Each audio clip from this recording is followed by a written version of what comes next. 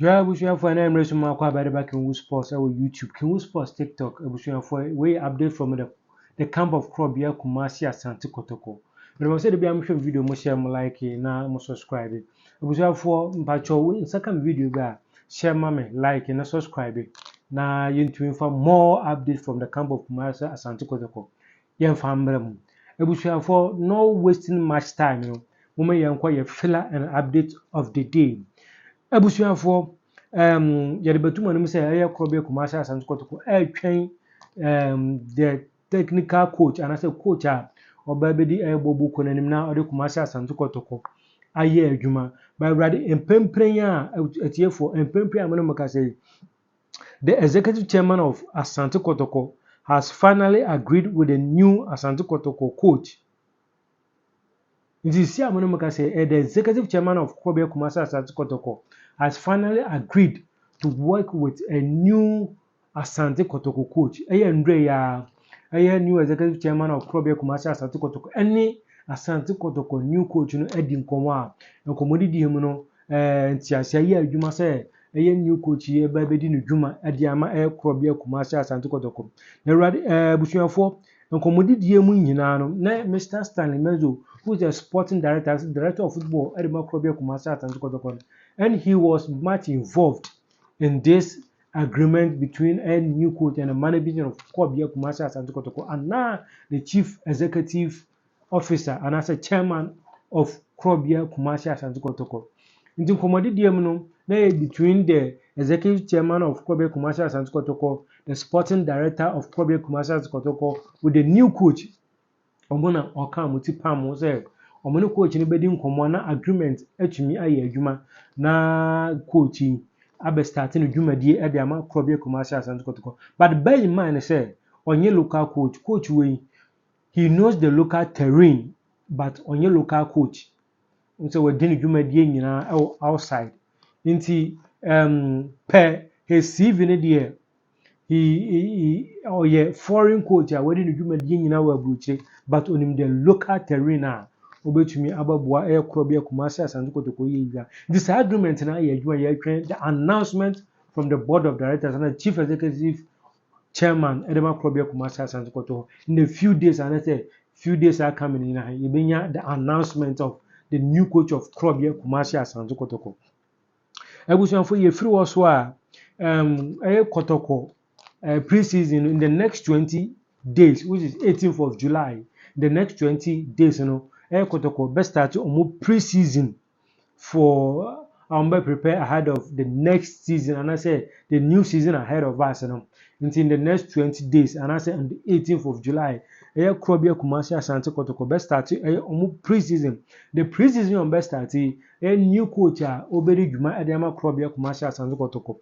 Ono na obedi animu na wa prepare players no edema Kotoko na ono so obehwe players a ombetena bobuko no mu ene players a ebefiri bobuko no mu nti no new coach na oba dwumadie baako a obedi no asa hwen na o prepare say team no ebe start on pre-season on the 18th of July no. At the same time no obehwe players a also mo free club no omo ayebeton omo ayebeterminate contract contract no so awusu a omo nsi akanma Kotoko biom no sa coach no will see to is sa nyoma ni nyina ebe adwuma na wonya new players a ono mbe adwuma Krobia Kumasi Asante Kotoko se na ebe ya and the next season nyoma ebe ko yie ediama Krobia Kumasi Asante Kotoko.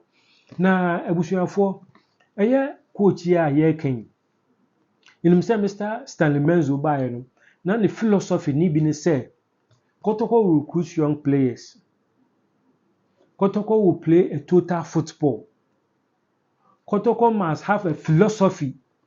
Players na the ball. Unlike say previous seasons na bana previous years na bana Kotoko ball ha won say Kotoko philosophy say na mo ball Kotoko ewo bibia won say Kotoko na ball yi sa de nyina na nya adwuma. But this current coach obey me say Kotoko will play a total football. Kotoko will have a philosophy, and again Kotoko will sign a young players a long term project at the Amakrobia Kumasi Asante Kotoko. And see the coach, Mr. Stanley Menzo, who is the director of football, Ekofana Kotoko no, is also in the same process. And I said, Mr. Stanley, philosophy now, or they buy Kotoko Nase. In this Krofo Mienu, can't umuti a boom say, Umudi Juma, Unu say Kotoko, Ebeko ye papa. And see a bomb pie yourself. A coach, at the sun, your way, young players, young player with talent. Young player with talent. And Babwa, Krobia Kumasi Asante Kotoko. Near who philosophy and total football of Krobia, Kumasi Asante Kotoko. Into winning summer. Oh, Yabucha for your Sunday, I bet you and him dada. I said, Asante Kotoko, Nations FC, players, Razak Simpson, any Emmanuel Ano. Kotoko for any abri papa say almost abaka 2 players we no more be see akan edema Kumasi Asante by himself aside say Nation FC were relegated kobo division 1 no almost winning M10 FA Cup now kobo CAF Confederation Cup entini sisi ano Dr. Kwame Chei convince Razak Simpson and Emmanuel Ano say betna Nations FC because aside say Nation FC kobo division 1 league no omunka hu say Nation FC esan kobo Confederation Cup which will give them much exposure now more to a bigger offer outside nti Mr.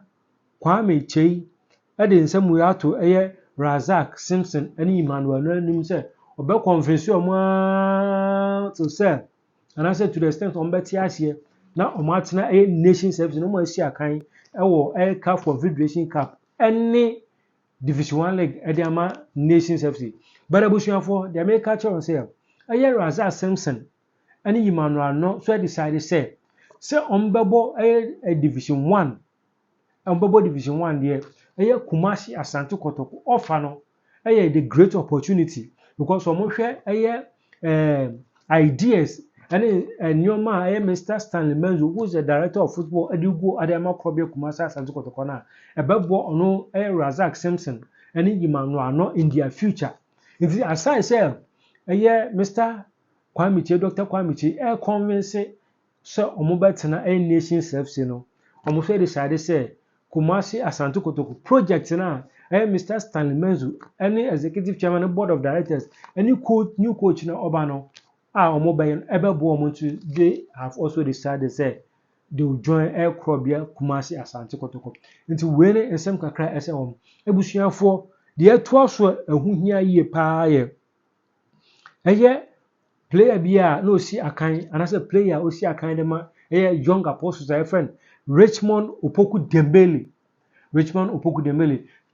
sa player can I say about Kumasi Asante Kotoko on rock jamana mu nyina na about Kumasi Asante Kotoko on the same date and I said same season but nyoma anko yie ntino omuja sa players yi kwan nti player friend no Richmond Opoku Dembele no in last season no sina kan edema young apostles na in the season to me share 15 goals with 5 assists. Sa player na to me 15 goals, to me share 15 goals with 5 assists. Sa player here can asem Mr. Stanley Menzo interested in signing or working with Richmond Opoku Dembele after so offering videos kakra na the modern boy Abrante no tumi bono he's convinced to work with Richmond Opoku Dembele next season. Na Opoku Dembele ya kan Mediama is also interested. And na ne camp na nkasa. Ne camp na so say on person moton Abrante no ko outside Europe and I say Saudi and I say one of the reliable African clubs no on person moton no ko. In san komodidie no so between Richmond Opoku Dembele and Kotoko and the management. But we are hoping say Richmond Opoku Dembele at the end of the day no as next season ebe so obetumi asi akan ede ama Krobia Kumasi Asante Kotoko nzebusuafo woni update kaka ekoso Krobia Kumasi Asante Kotoko ba san nsemu nyina no Richardo Suarez Pepe me boss Richardo Suarez Pepe ewo nchemu bebre a ode maye afa sa update ne feelers a koso ekrobia Kumasi Asante Kotoko umi enkute Richardo Suarez Pepe ne yebesa ba biom. That's a folk idea ewa ha. Yewia yeba switch to commentary.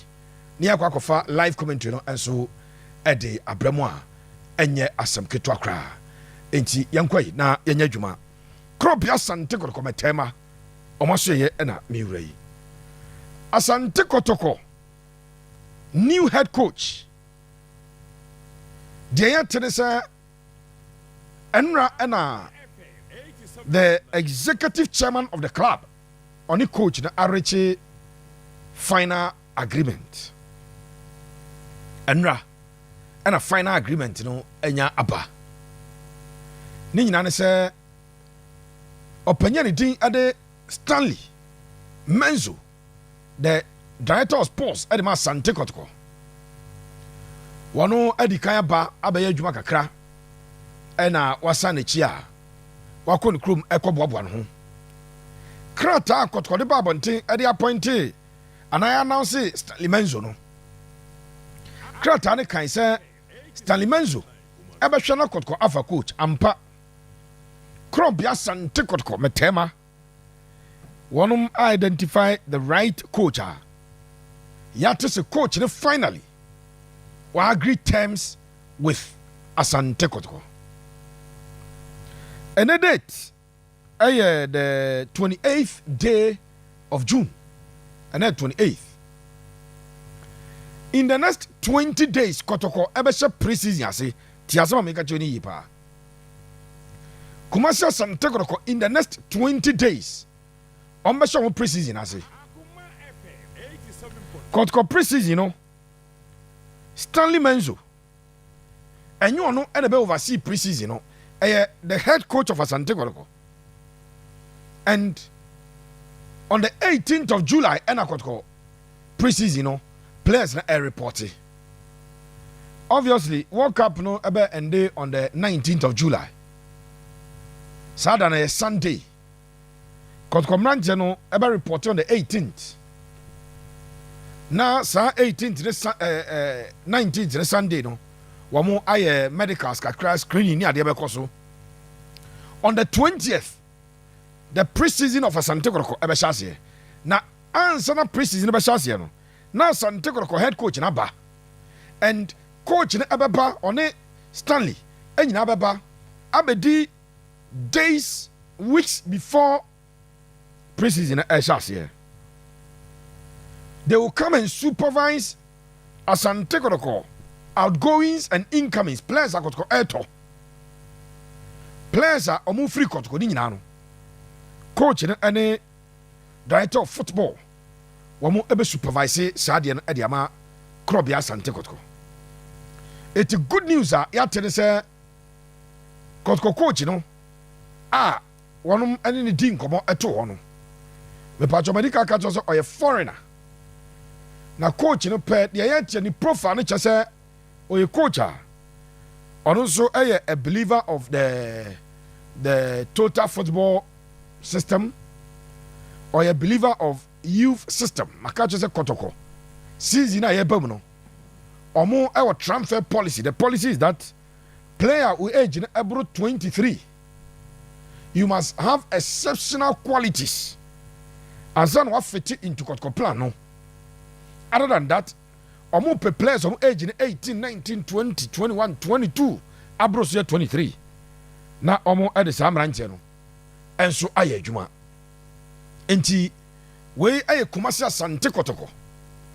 Sadie ensem no esi etie e wo maso with regards to the coach. So finally Asante Kotoko agree a deal with the head coach, and that head coach you know na me catch am say bia Monday you expect official communication from Asante Kotoko.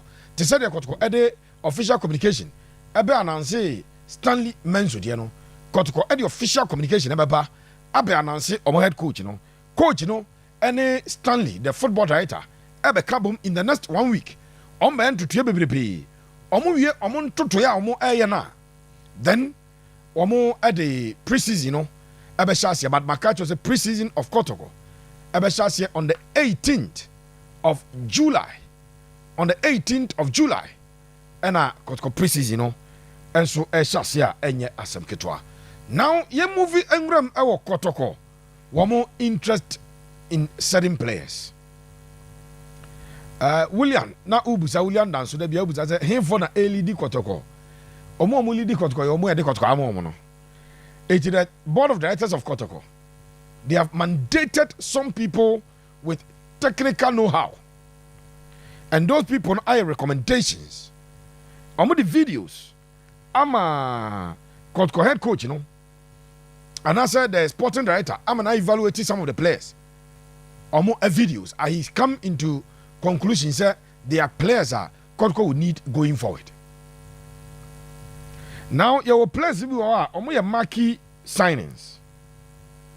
Players will be marquee signings. And some players, you know, they be catch us say nya afi na obetra say na we na there be or a marquee signing. You just go in and you sign that type of players, you know. Me no kasa see Asante Kotoko approach omo to Nations FC for 2 players of Nations FC. Plus Hatsafok approach omo to Nations. My coach was a house ekope Brandon Entry. Ono na MTN FA Cup or J the best player of the MTN FA Cup. Brandon. Kwadano Modemono. Esweni. Enti has any impression mo pesa boy ne fe no. Brandon Entry no a midfielder.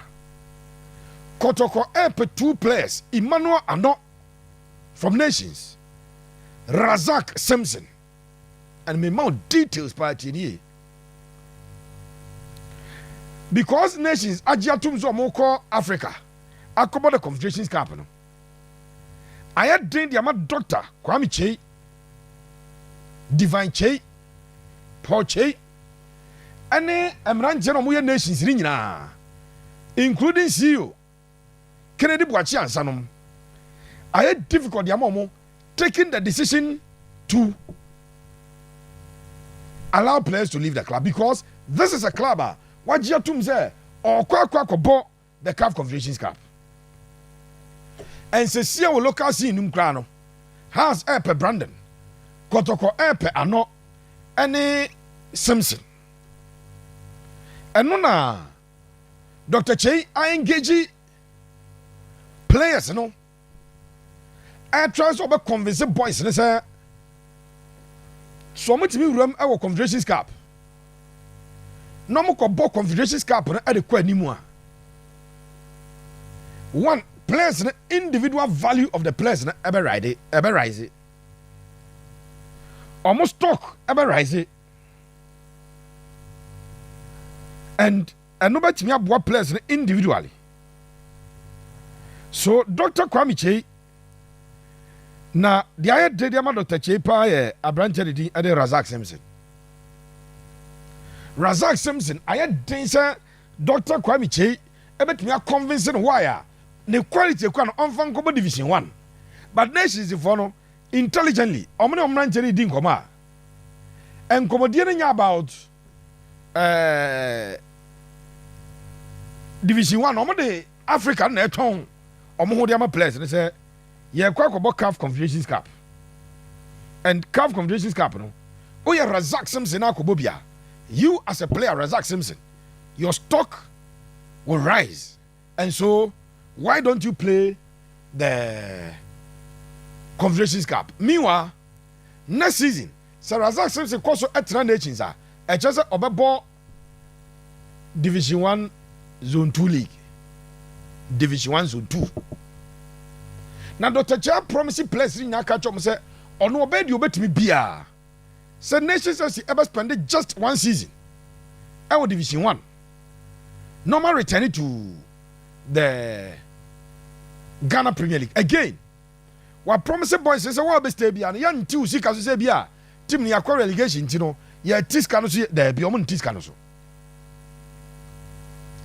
Enti Asante Kotoko krata anasa Kotoko na kopie mo Nations had to folk enquiry kopie mo Nations 3 players mabo mudi Nations for aye meeting on Sa approach ne free Kotoko for 2 players.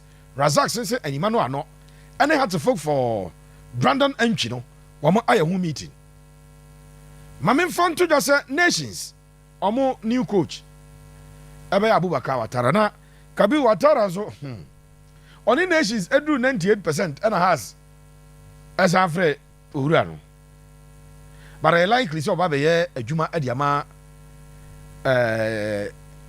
nations for Abubakar Watara so catch him for say he will also need some players no to prosecute a successful African campaign. To prosecute a successful African campaign. We information a free a stropa e by Zasum. Ena yede e man. So Kotoko interest in the and Metma Catcher say both Emmanuel Ano and Razak Simpson. One of them interested in moving to Asante Kotoko. Razak Simpson, center back. So okay, some catches a Kotoko.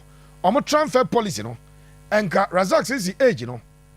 And fete Kotoko transfer policy, no. But more exceptions. An exception about say they need an experienced center back.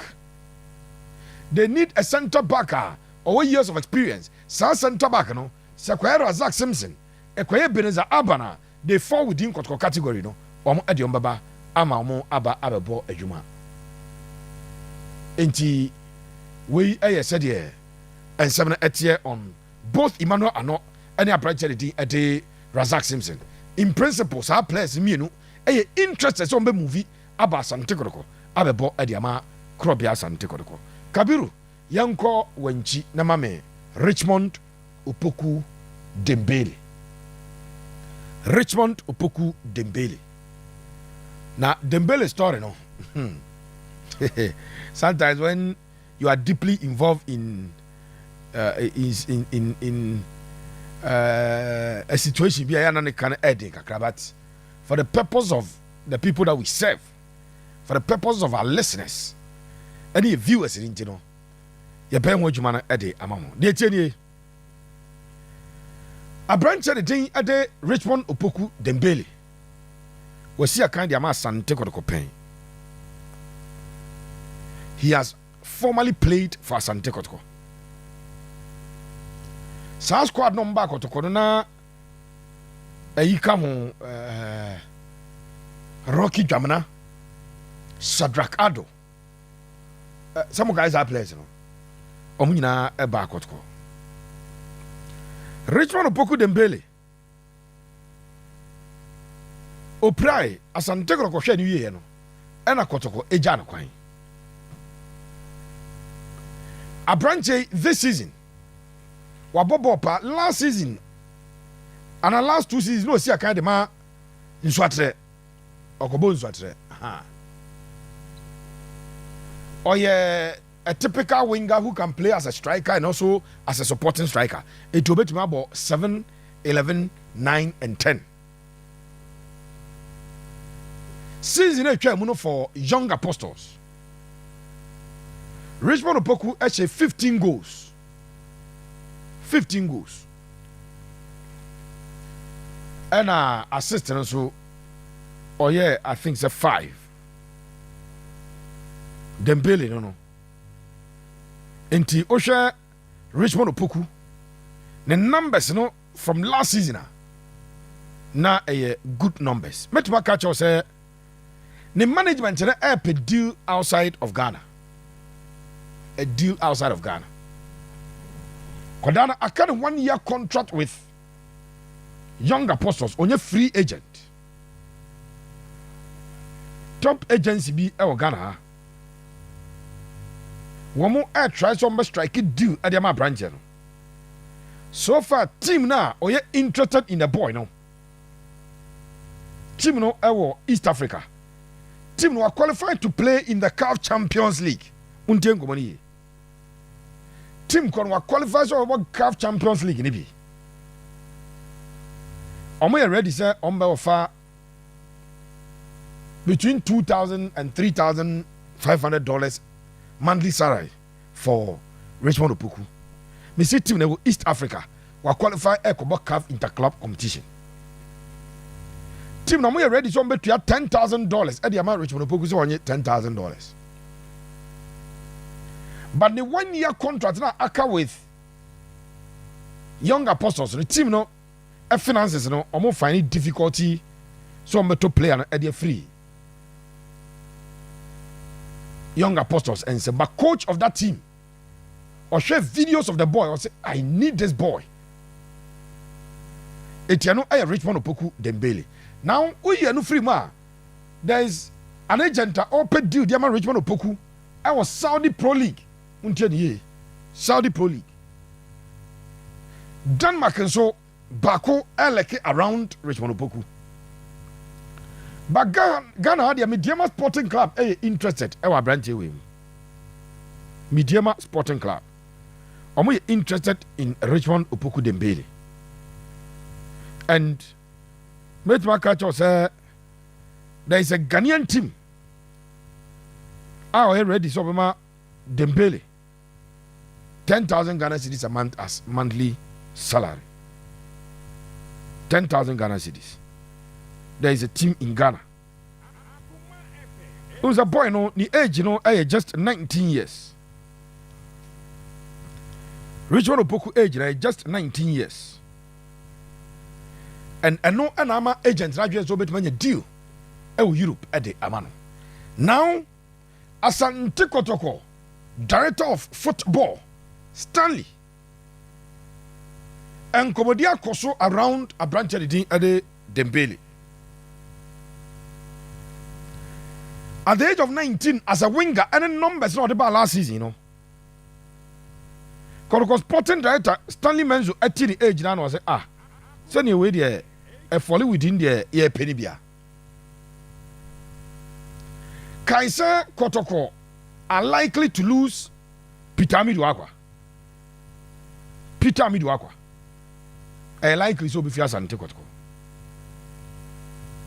So Kotoko nkomo diem no omo check players.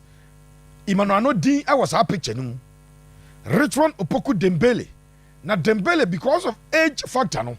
Ono age close as ni age ni ntise Kotoko bet find a deal. A strike agreement with Young Apostles. Kotoko may go in for a branch at the Richmond Opoku Dembele. Na ono so ababetwa so abesia kan ade ama Kotoko Boboku. Deal with complications kakra how Dembele is it 3 years ago o free Kotoko no ni close relatives ni bia ni anye ho. How Kotoko terminated his contract no omani anje ho.